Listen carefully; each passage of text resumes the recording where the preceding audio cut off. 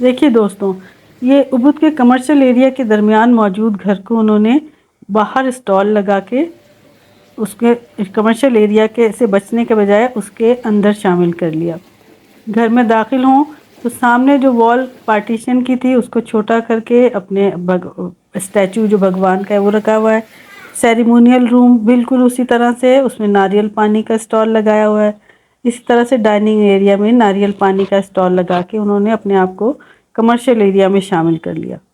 یہ فادرز روم ہے، یہ بالکل اسی طرح سے اسی جگہ پہ سچویٹڈ ہے جیسے پرانے گھر میں تھا، لیکن انہوں نے ٹائلز لگا کے اور پلانٹیشن کے ذریعے اس کو چینج کر کے خوبصورت کر لیا۔ مندر بالکل اسی طرح سے ہے، بالکل ویسا ہے جیسا کہ قدیم گھر میں، یا یہ بھی قدیم ہی ہے لیکن ان کو انہوں نے ماڈرنائز کر لیا۔ یہ سیریمونیل روم کی روف بالکل تقریباً اسی طرح کی ہے، لیکن فرش کو انہوں نے ماڈرنائز کر لیا ٹائلز لگا کے۔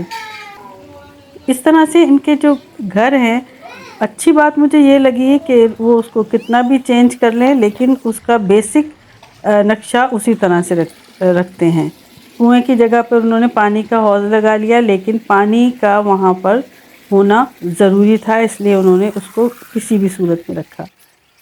اسی طرح سے جب بیک یارڈ میں آئیں تو جہاں اناج کا ان کا روم تھا پرانے گھر میں، وہاں پر انہوں نے اس طرح سے بیک یارڈ بنا لیا، اور ان کے آس پاس کے گھروں میں چونکہ ہوٹل بن چکے ہیں، لیکن اچھی بات یہ ہے کہ ان ہوٹلز کے نقشے بھی تقریباً ایسے ہی ہیں۔ بات یہیں ختم نہیں ہوتی، بلکہ مزے کی بات یہ ہے کہ ان کے بادشاہ کا محل بھی کے کمرے بھی اسی طرح انہی ڈائریکشنز میں بنائے گئے ہیں۔